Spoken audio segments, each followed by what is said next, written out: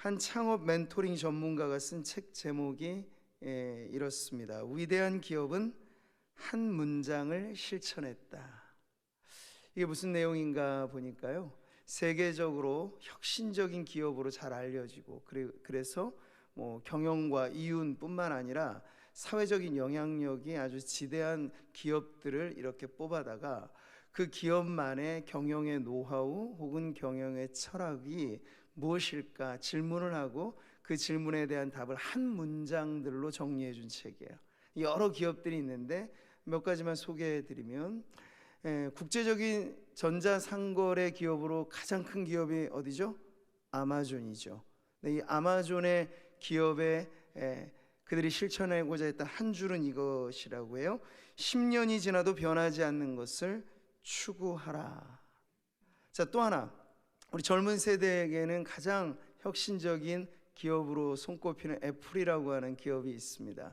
그 기업을 사로잡고 있는 그 정신은 이 한 줄이라고 해요. 사업가가 아닌 예술가가 되어야 한다. 이런 식으로 여러 많은 기업들이 그 한 줄의 사원을 뭐라고 정하는가, 이렇게 알려주고 있는데, 우리 교회로 말할 것 같으면 여러분, 올 한 해 우리는 어떤 기치를 높이 들고 있습니까? 새 부대가 되게 하소서. 그렇죠. 2부 때는 제가 시장님이 늘 2부 예배에 참석을 해서 한번 물어봤어요. 우리 구미의 캐치프레이즈가 뭔지 아시냐고. 곳곳에 붙어있는 뭐죠 여러분? 새 희망 구미 시대예요. 눈여겨들 잘 안 보셨나요? 네, 그렇게 새로운 희망의 구미의 새 시대가 열렸으면 좋겠다 해서 이제 그 한 줄이죠 결국. 그러니까 복잡하지 않습니다. 근데 질문을 바꿔보면 어떨까요? 우리의 인생도 어떤 의미에서 인생 경영이라고도 하죠. 이 인생을 살아가는 우리의 사명을 만약 우리 성도님들 한 줄로 내 인생의 사명은 이것입니다라고 정리할 수 있다면 여러분은 어떠한 고백을 하시겠습니까? 자, 이 질문의 답은 숙제로 드리겠습니다. 근데 제가 오늘 이 한 줄, 위대한 한 문장을 소개하는 이유는 성도라면 누구나 우리의 가슴에 품고 살아야 할 한 문장이 오늘 등장하고 있기 때문에 그래요. 이 위대한 한 구절을 우리가 어떻게 가슴에 품고 사느냐에 따라서 성도로서의 삶의 질이 달라지고 신앙의 현격한 변화가 일어날 수 있는 그 위대한 구절이 오늘 있기 때문입니다. 오늘 우리가 읽었던 말씀이 그런데요, 같이 한 번 더 읽어보시죠. 너희 안에 이 마음을 품으라. 곧 그리스도 예수의 마음이니. 아멘. 저는 보통 설교를 할 때 좀 그 설교에 해당되는 단락을 길게보다는 좀 짧게 정하는 편인데 이번엔 너무 짧죠? 한 구절이에요. 근데 제가 사실은 앞 구절하고도 연관이 되어져 있음에도 불구하고 딱 한 구절만 봉독하고 이 구절에 맞춰 설교하는 이유는 이 한 구절이 설교를 듣는 여러분의 마음속에 새겨지기를 바라기 때문입니다. 말씀을 듣고 대부분 예배당을 지나 나가시면서부터 설교 제목을 잃어버리고 본문을 잊어버리고 그래서 새로운 비어져 있는 그릇으로 오시기 때문에 저와 같은 목회자들이 요즘에 설교하기가 쉽다고는 하지만 저는 그러질 않기를 바랄 뿐입니다. 여러분에게 각인되어야 할 성경의 말씀 중에 오늘 빌립보서 2장 5절의 말씀이 있어요. 자, 우리는 먼저 지난 시간에 1절부터 4절까지 길게 한 문장으로 사실 되어진 그 구절을 보면서 바울이 당시 빌립보 교회의 성도들에게 원했던 것, 그들 안에 있기를 희망했고 그것이 있어야만 교회로서 하나 될 수 있다고 말했던 그 기준, 바로 복음의 덕목들을 우리가 그 말씀에서 살펴봤죠. 세 가지로 정리가 되는데 첫 번째는 뭡니까? 그리스도 안에 있는 권면이고 하나님의 사랑 안에 있는 위로이고 성령 안에 있는 교제와 긍휼과 자비입니다. 그러니 그냥 일반 세상 사람들도 자기 나름의 도덕적인 어떤 삶을 실천해 가려고 하는 사람들은 덕성이 좋죠. 인품이 좋습니다. 그러나 지금 성경에 소개되고 있는 이 덕목들은 그냥 사람 좋다라는 정도로만이 아니고 복음으로 거듭난 성도여야 가질 수 있는 구원받은 성도들 안에 맺어가는 성품의 열매예요. 그것을 왜 먼저 앞세웠는가 하면 그 다음에 뒤따르는 명령을 따르려면 먼저 이게 있어야 되기 때문에 그런 것인데, 주어지는 명령이 무엇이었죠? 2절에 나오잖아요. 네, 마음을 같이하여 같은 사랑을 가지고 뜻을 합하며 한 마음을 품어. 아멘. 이것은 교회가 마땅히 취해야 할 그런 하나됨의 모습이라고 하는 건데, 이게 먼저 앞서지 않는 거예요.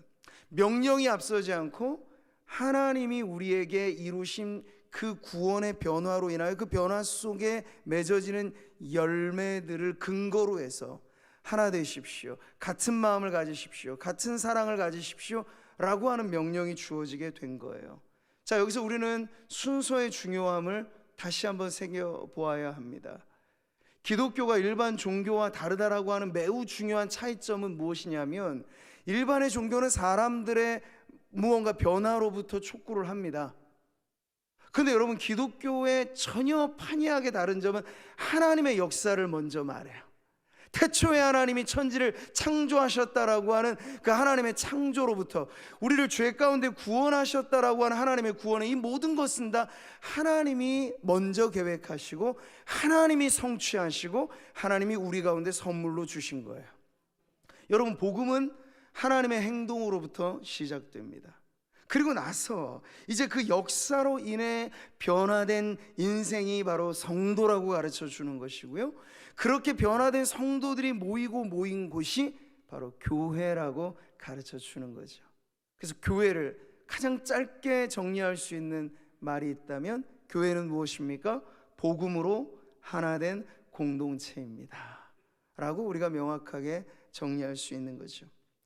자, 우리가 지난 시간에 이 구절들을 그렇게 살펴봤는데 하나 짚지 않았던 부분이 있어요. 그건 뭐냐면, 바울의 문체의 특징이 만연치 아주 길게 서술하는, 어디서 끝날지 모를 문장이 계속 이어져요. 그래서 1절에서 4절도 사실은 그렇게 길게 연결된 한 문장인데, 그 문장 안에 주동사가 있을 것 아니에요? 우리가 그 주동사를 오늘 보는 거예요. 그게 뭐냐, 바로 4절의 말씀이에요. 나의 기쁨을 충만하게 하라. 아멘. 이게 바로 이 긴 서술을 통해서 바울이 원했던 것이에요. 그러면 어떻게 하면 바울의 마음이 기쁨을 가질 수 있었을까? 옥중에 갇힌 사도에게 필요하자면 옥바라지도 해줘야 될 테고, 뭐 여러 가지 많은 현실의 문제들도 있겠죠. 그러나 바울이 충만한 기쁨을 말했을 때, 그는 그러한 외면적인 조건들이 아니고, 그가 교회를 말하고 복음을 말할 때 복음으로 변화된 교회가 하나 되는 모습이야말로 옥중에서도 그가 기뻐할 이유라고 하는 걸 알려주는 거예요. 근데 여러분, 이것이 어찌 바울의 기쁨이기만 하겠습니까? 더 근본적으로 여러분, 이 기쁨, 교회가 하나 될 때 가장 기뻐하시는 분은 누구실까요? 교회의 주인 되신 구주 예수 그리스도께서 기뻐하시리라 믿습니다.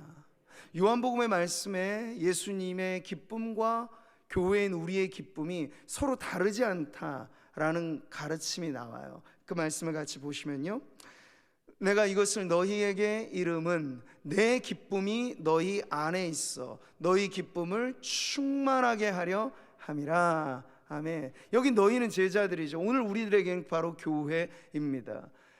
그리스도의 제자된 교회가 기뻐할 수 있는 까닭은 그냥 우리끼리 기뻐하자, 이건 뭐 세상이나 교회나 크게 다르지 않는 거예요. 인간적인 즐거움이라고 하면 그건 비슷한 거겠죠. 그러나 전혀 종류가 다른 기쁨이 교회 안에는 있다는 거예요. 그 기쁨의 출처는 바로 예수님이 주신 기쁨이 교회 안에 있어서, 그러면 여러분, 이 기쁨이 어떻게 하면 더 충만해질 수 있을까요? 라고 묻는다면 주님이 바로 이어지는 다음 구절에서 이렇게 말씀하세요.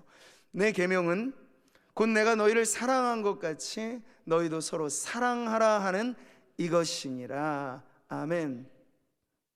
부모가 자식들이 아무리 각각 똑똑하고 각각 출세하고 잘나도 서로 모였다 하면 싸우고, 부모 앞에서도 서로 화합하지 못하는 모습 보면 부모 마음이 기뻐할까요? 슬퍼할까요? 마음이 억장이 무너지는 것 같을 겁니다.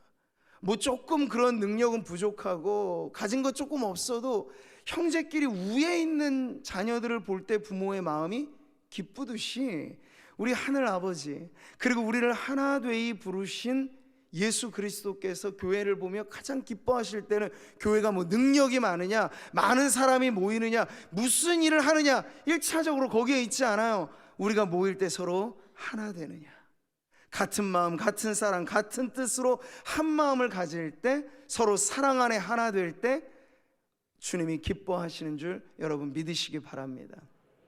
이것을 위해서 그래서 우리가 힘써 나아가야 하는 거예요. 교회가 기뻐하는 세상과 다른 기쁨의 비결은 사랑으로 교회가 하나 되는 것인데, 자, 그래서 오늘 이어지는 이 말씀에서도 바울이 또 강조하는 부분은 하나로 집중되어 있는 걸 알 수 있어요. 여러분, 인간의 사랑은 어디서 시작됩니까? 사랑이 어디서 시작돼요? 마음에서. 여러분, 사랑은 어디에 머뭅니까? 근데 우리의 마음에 머물죠. 그래서 2절과 3절에 반복 강조되는 것은 마음인 거예요. 그래서 그 마음이 어떻게 하면 만들어질 수 있을까를 오늘 5절의 말씀까지 이어오면서 가르쳐주고 있는 거죠. 자, 성도들에게 가장 중요하게 여겨야 될 신앙의 제1번지는 바로 우리의 마음입니다. 근데 여러분, 마음이 어디 눈에 보이기나 합니까? 이게 어려운 거잖아요. 우리는 속병을 앓을 때조차도 우리 속을 못 들여다봐요. 들여다본다고 뭐 심장이 지금 이상이 있는 걸 알 수 있습니까? 그래서 옛날 뭐 가정의학과 같은 데 가면 엑스레이, CT, MRI 이런 거 찍기 전에 먼저 하는 작업이 있잖아요. 청진기를 대고 의사가 가만히 이 몸속의 소리를 듣는단 말이에요. 심장의 박동을 듣고 몸 안에 미세하게 어떤 일들이 일어나는가를 듣는단 말이죠. 마치 이와 같이 우리에게 가장 중요한 것이 우리의 마음의 자리라면, 우리가 어떻게 하면 마음의 청진기를 들이대고 이 마음의 상태가 어떤지를 유심히 관찰할까, 이게 매우 중요한 문제가 되는 거죠. 오늘 본문이 바로 그 마음의 청진기를 우리들에게 가르쳐 주는 거예요. 5절 말씀 다시 한번 보시죠. 너희 안에 이 마음을 품으라, 곧 그리스도 예수의 마음이니. 아멘. 짧은 한 구절이에요. 여러분, 설교 마치고 이 말씀은 딱 새겨져 있어야 되는데, 이건 너무나 유명한 구절이기도 하죠. 근데 사실 원어 성경에서 이 구절만큼 난해한 구절이 없어요. 우리가 번역된 성경으로 이렇게 아름답게 번역이 되어 있는데, 이 원어 성경에서 보면 직역을 하자면 이렇게 풀어지는 거예요. 여러분 가운데 이것을 생각하십시오. 그것은 또한 그리스도 예수 아닙니다. 어때요? 문장 자체가 좀 미완성의 느낌이 있죠. 그것이 무엇이냐? 그리스도 예수 아닙니다. 이렇게 말하니 그게 과연 뭘까 하는 생각이 드는 좀 모호한 문장이에요.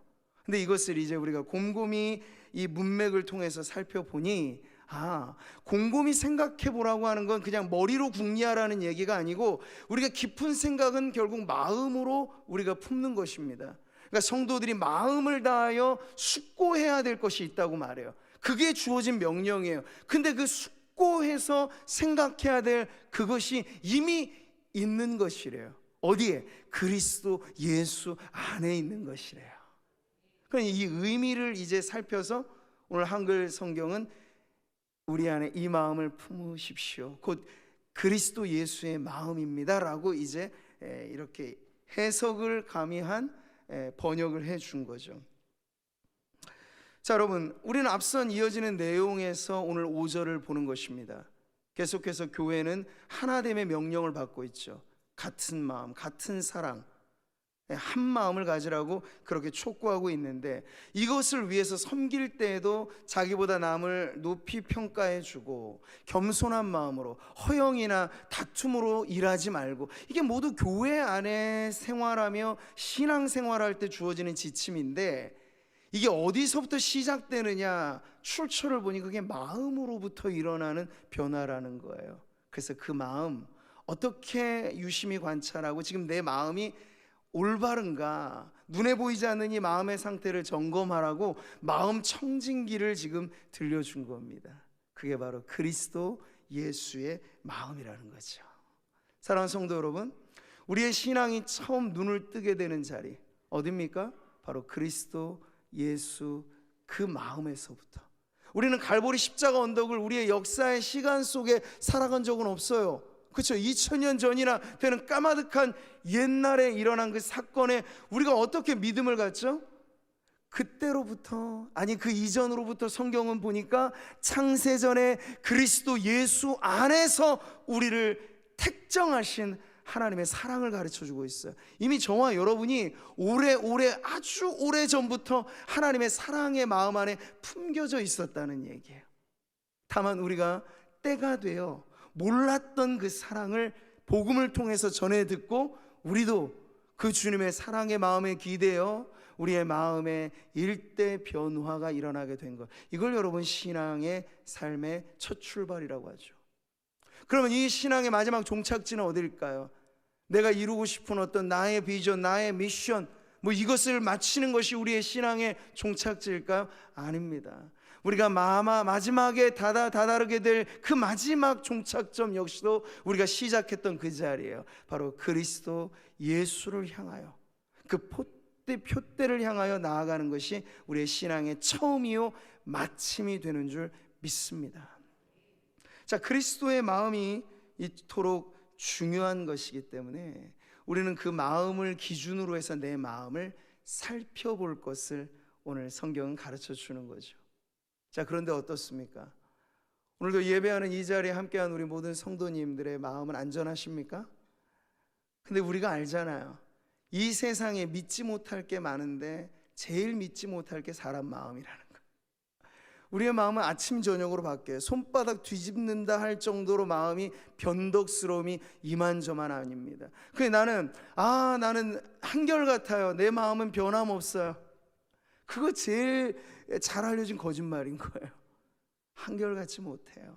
그래서 내 마음을 나도 몰라, 이게 그냥 유행가 노래 속 가사만이 아니고 실제 우리의 상태라는 거죠. 근데 이런 나도 모르는 내 마음을 어떻게 관리하고 어떻게 지켜가라는 얘기입니까? 기준이 중요한 거죠. 그래서 자, 여러분, 성경은 우리를 인도하되 한결같지 못한 우리의 마음에서 이끌어서 한결같으신 그 마음을 소개해 주는 거예요. 예나 지금이나 그리고 앞으로도 변함없을 그 마음을 우리들에게 알려주는 거예요. 그것이 바로 예수님의 마음입니다. 자, 우리가 그 마음 앞에 비추어 본 우리의 마음 어떨까요, 여러분? 이 세상의 철학으로는 인간이 성품이, 속성이 선하다 악하다라고 하는 차이들이 좀 있겠죠. 그건 개인의 판단에 따라 달라질지 모르겠지만 우리는 철학을 기준으로 인간을 분석하는 게 아니고 성경의 말씀을 기준으로 인간이 어떤 상태인가를 알 때는 아주 명료해요. 아담 이래로 모든 인간의 마음속 상태가 어떻다고 성경은 말씀하고 있습니까? 이렇죠. 만물보다 거짓되고 심히 부패한 것은 마음이라. 내 마음만 빼고요? 아니요, 내 마음도 거기에 속해 있어요. 그러니 내 마음도 이래요. 당신의 마음도 그래요. 그러면 인간이 누가 누구의 마음을 붙잡아 줄 수 있다는 말입니까? 요즘처럼 물질적으로는 부유해졌을지 모르지만 정신적으로 황폐해지는 세상에 가장 일할 게 많은 직종이 뭘까요? 심리 상담가들이죠. 보면은 모 박사님들이 그냥 TV 프로를 장악하고 있잖아요. 집집에 아이들도 이제는 다 상담가에게 맡기는 그런 시대가 돼버렸어요. 근데 우리 생각에는 그렇게 유명하다 하고 잘 상담해 주는 사람은 천하태평, 마음에 정말 좋겠지. 아마 그러지 않을 것입니다. 왜 그럴까요, 여러분? 모든 상담가들에게 가장 중요한 상담의 원리 중에는 자기 자신도 반드시 누군가에게 상담을 받으라는 게 있어요. 슈퍼바이저라고 하는, 상담가들에게는 그들을 상담해주는 또 다른 상담가가 필요합니다. 당연하죠. 상담이라고 하는 게 인간의 모든 죄나 문제를 들어주는 거잖아요. 그게 고스란히 자기에게 쌓입니다. 감당 못해요. 그럼 자기도 누군가에게 이걸 털어놓아야지, 그래야지 자기도 안전하기 때문에 상담하는 사람들은 누군가의 상담을 반드시 필요로 한다는 게 상담의 제1원칙이에요. 그럼 여러분, 저분은 괜찮을 거야 하는 그분도 마음은 이만저만 고통이 아니라고 하는 사실을 알아야 돼요. 그러면 우리가 흔들리는 내 마음, 텅 비어진 내 마음, 병든 내 마음 고침받고 채워지고 바로 서기 위해서 어디로 가야 할지가 중요할 텐데, 여러분, 하나님은 우리의 육신의 창조자이실 뿐만 아니라 하나님은 우리의 마음의 창조자이시기도 합니다. 사람은 다 모를 것, 나도 모를 내 마음 하나님은 아셔요. 너무나 잘 아세요. 우리의 속 생각과 우리의 지난, 우리는 깡그리 잊어버린 망각의 바다에 빠뜨려 놓은 우리의 마음의 더 깊은 차원의 문제까지도 하나님은 아세요. 그래서 하나님께서 우리를 그 마음으로 초대하시는 이유는 세상 그 누구도 해결해 줄 수 없는 우리의 마음의 무거운 짐, 우리의 마음의 질병, 이 마음의 고통, 이것을 예수 그리스도의 마음으로 덮어주시고 그 마음으로 치유하시고 그 마음으로 품어 변화시켜 주시기 때문에 하나님이 오늘도 우리를 부르시는 자리는 너무나 분명한 예수 그리스도의 마음인 것입니다. 자, 성경이 이렇게 우리에게 새 마음을 약속하고 있습니다. 같이 보시죠. 내가 그들에게 한 마음을 주고 그 속에 새 영을 주며 그 몸에서 돌 같은 마음을 제거하고 살처럼 부드러운 마음을 주어 내 율례를 따르며 내 규례를 지켜 행하게 하리니 그들은 내 백성이 되고 나는 그들의 하나님이 되리라. 아멘. 여러분, 기독교 신앙에 있어서 가장 중요한 우리 편에서 확인할 수 있는 제일 첫 번째 변화를 뭐라고 말합니까? 그것을 회심이라고 말합니다. 네. 우리가 자각할 수 있는 변화인데 그건 마음의 일대 변화를 말해요. 그 마음의 중심축이 바뀌는 거예요. 내가 내 마음의 주인 노릇했던 사람들이 이제는 내 마음의 보좌에 그 중심에, 아니 이제 내 주인은 내가 아니고 당신이십니다. 그리스도 예수를 내 마음의 구주로 모심으로써 마음의 중심의 변화가 일어나는 걸 우리는 신앙의 가장 중요한 변화, 회심의 역사라고 말을 합니다. 그렇게 새 마음이 되어야 여러분 우리의 삶의 외형의 새 부대가 되는 변화도 일어나게 되는 것입니다. 근데 속은 그대로인 채 겉만 바꿔요.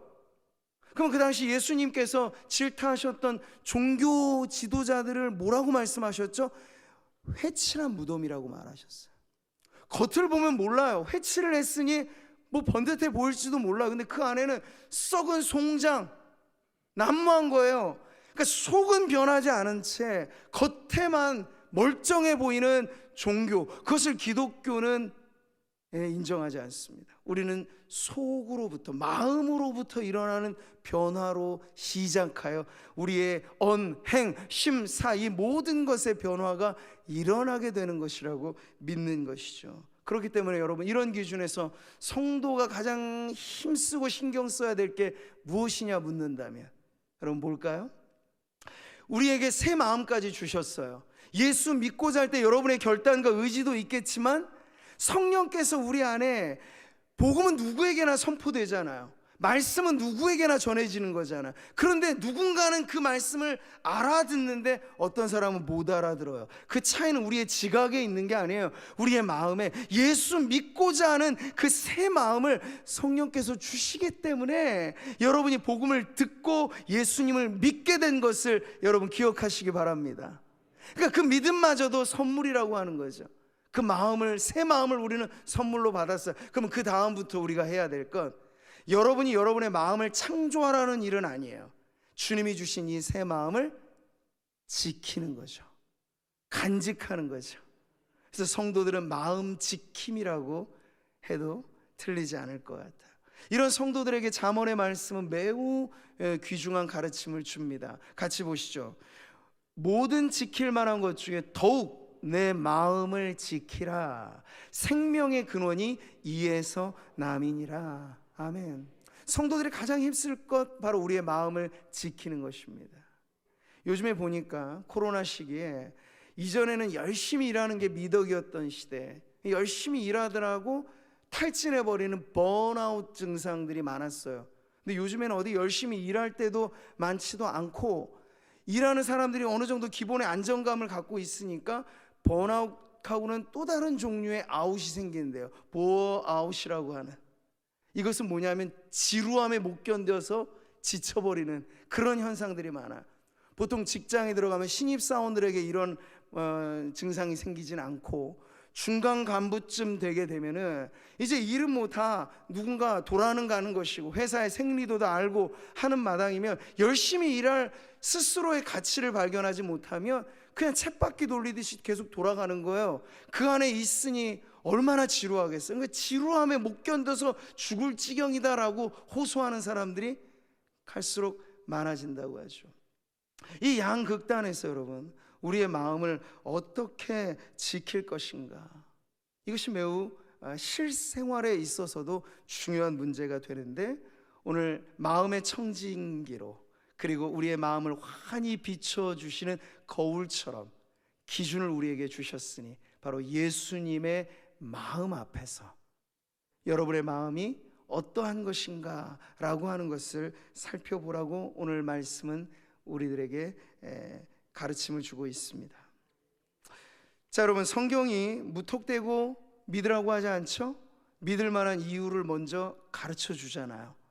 예수님의 마음을 품으라고 했을 때도 마찬가지입니다. 마음은 보이지 않는 것인데 어떻게 마음을 품으라는 것이지? 헷갈리잖아요. 뭔가 들으면 그 자체로서는 뭔가 있는 것 같은데 뭔가가 뭔가인지 잘 모르겠어요. 이렇게 알다가도 모를 게 신앙이 아니고, 우리 하나님 매우 친절하시게도 아주 자세하게 알려주세요.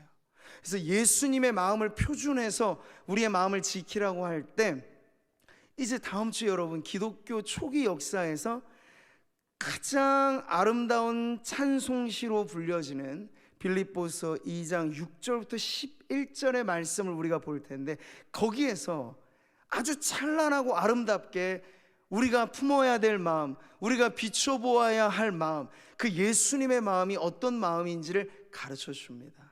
그럼 오늘은 그 말씀을 우리가 기준 삼아서 우리의 마음을 지킬 것에 대해서 이리저리 헷갈려 하지 말고, 이 사람 저 사람 내 마음 챙겨줄 그 누구도 사실 이 세상에 온전한 이는 없어서 우리의 마음을 지켜줄 제1번지는 어딘가, 바로 그리스도의 마음이라고 하는 것을 가르쳐주는 이 말씀으로부터 여러분이 시작을 하면 됩니다. 오늘 예배 시간에 청년들도 같이 많이 참여를 하잖아요. 오늘 이 사회가 사실은 청년들이 직장 생활을 시작하면서부터 빚을 안고 출발하는 사회입니다. 학교에 공부할 때 부모 잘 만나서 뭐 등록금 걱정할 것 없고 그런 청년들도 있겠지만, 빚져가면서부터 공부하면 졸업하면서 그 빚을 갖고 출발하는 거예요. 그러한 청년 세대가 그래서 이것저것 다 포기해버려야만 하는 그러한 세상을 지금 경험하고 있을 때, 집 한 채 마련하기란 이제 하늘의 별 따기처럼 어렵게 보여지는 거죠. 일반 봉급 생활을 하면서 자기 쓸 거 쓰면서 저축해서 집장만 하는 거, 이제는 아예 포기해버려야 된다는 생각을 암암리에 갖는 그런 세상이에요. 그만큼 내 집 마련이라고 하는 게 어려운 이 세상인데, 제가 이 말씀을 드리는 건 한 가지 비유를 드리고 싶어서 그런 건데, 여러분에게 누군가 집을 장만해야 되는데 너무나 이게 어려운 문제를 갖고 있는 청년이든 성도든 누구에게 가든지 오셔서 어떤 한 분이 이렇게 말씀하시는 거예요. 내가 당신을 위해서 아주 아름답고 근사한 집을 장만했습니다. 그러면 우리가 그런 소리를 들을 때 이 세상에서 있을 수 없는 일이니까 이거 믿어야 돼 말아야 돼 싶으실 거예요. 근데 정말이에요. 내가 당신을 위해서 아주 근사한 집을 지금 준비했습니다. 그러면 제가 어떻게 해야 됩니까? 그냥 들어와서 사시기만 하면 됩니다. 여러분 어때요? 믿지 못할 얘기죠? 이 세상 어디에서도 있을 수 없는 얘기죠? 근데 이 얘기가 바로 우리의 신앙생활에서 일어난 가장 놀라운 변화를 가르쳐 줍니다. 여러분, 예수님을 믿는다라고 하는 걸 너무 형이상학적인 개념으로만 이해하지 마세요. 우리가 예수님을 믿는다는 건 나에게 이전에는 없던 집이 생기는 사건이에요.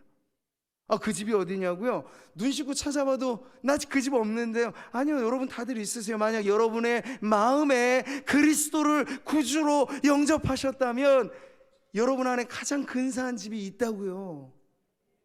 내 마음, 그리스도의 집이라고 고백하는 성도들이라면, 여러분에게 세상 어디 백칸의 집이라고 하면 이 세상에 가장 큰 부자를 알리는 말이겠죠. 99칸짜리 집.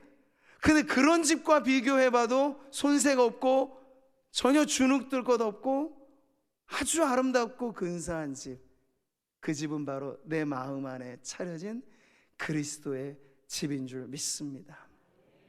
높은 산이 거친 들이 초막이나 궁궐이나 내 주 예수 모신 곳이 그 어디나 하늘나라.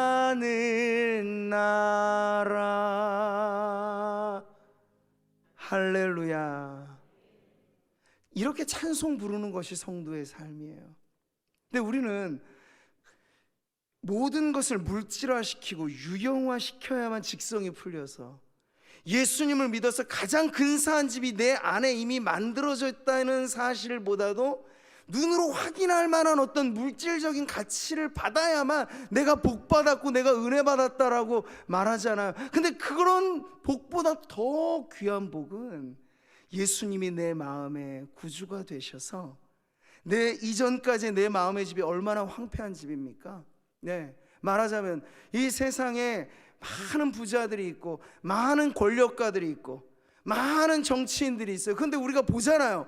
그 사람 마음의 상태가 지금 어떨까 보면 아마 죽지 못해서 산다고 하는 사람들이 수두룩할 거예요.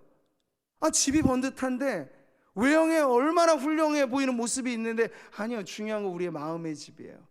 이 마음의 집이 얼마나 바르게 서 있는가, 이 마음의 집이 얼마나 안전하고 안식처인가가 사실 행불행을 결정짓는 가장 중요한 문제예요. 그럴 때 예수님께서 우리에게 만들어주신 집, 우리의 마음, 그리스도의 집으로 만드시면 그 집은 화목한 집이 될 것입니다. 성도가 축복받은 이유는 하나님과 화평을 이루게 된 거잖아요. 아니, 아무리 좋은 형편에 살아도 하나님과 불화한 상태로 하나님과 갈등을 겪으면 여러분, 그것은 불행이죠. 근데 우리가 예수님을 믿음으로 인하여 하나님은 내 아버지가 되시고 나는 그 아버지의 슬하의 자녀가 되어서 그렇게나 좋을 수 없는 화평한 관계를 누리면 여러분, 그것이 행복이지 않습니까?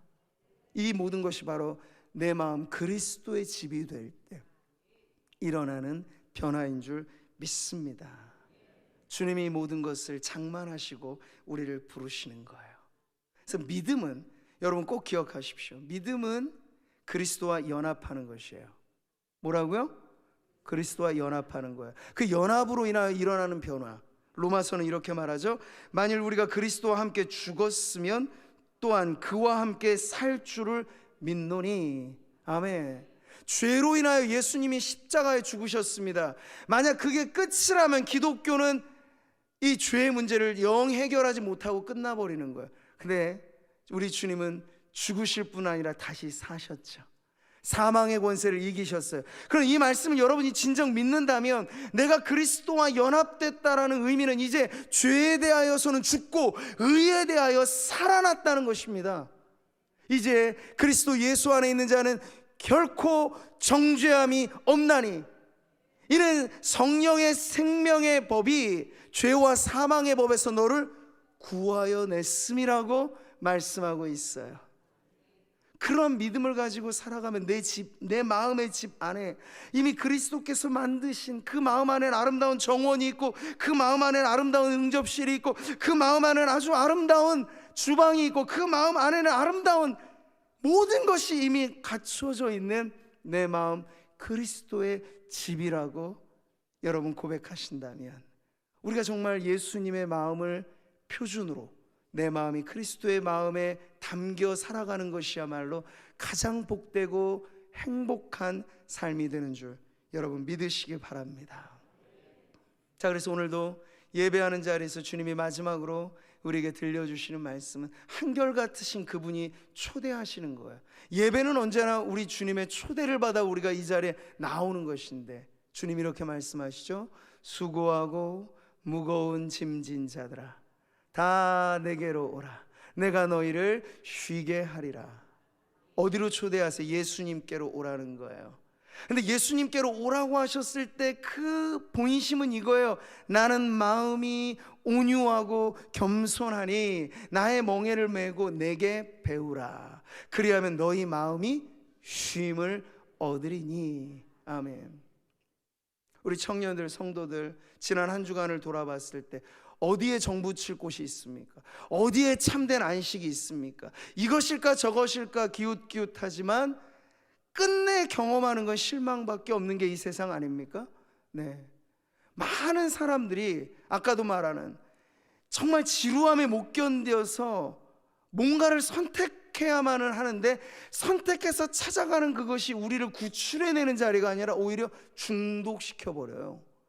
왜 많은 성공한 사람들이 마약에 한눈을 팔까요? 왜 많은 유명하다고 불려지는 그 사람들 돈이 부족해요? 명예가 부족해요. 근데 왜 그런 중독에 빠져나오지 못하는 것입니까? 그들의 마음이 어느 곳에서도 안정을 누리지 못하기 때문에 그래요. 그러나 여러분, 성도들은 다른 곳으로 초대를 받습니다. 이곳일까 아니 저곳일까가 아니에요. 예수님의 마음으로 초대를 받습니다. 온유하고 겸손하신 그 마음에 들어와 보면 우리도 주님의 온유함 가운데 용납받고 우리도 주님의 그 겸손함 가운데 낮아지고, 그래서 우리의 마음에 작은 천국이 이루어져서 하나님의 나라는 의와 평강과 희락의 나라라고 말하였는데 우리의 마음 속에 의롭고 평화롭고 희락이 넘쳐나는 가장 근사한 집이 만들어지는 줄 믿습니다. 그러니까 이제는 여러분이 당신의 집은 어디에 있고 당신의 집은 무엇입니까? 묻는다면 답하기에 쩔쩔매서는 안 돼요. 그 집은 내 마음 안에 있습니다. 그 집은 바로 예수님이 주인 되어 다스리시는 내 마음의 집입니다. 하여 이 마음을 예수님의 마음으로 언제나 정돈하고 그 안에서 여러분의 신앙의 안정감을 갖고 살아가는 성도들 되시기를 주님의 이름으로 축복합니다.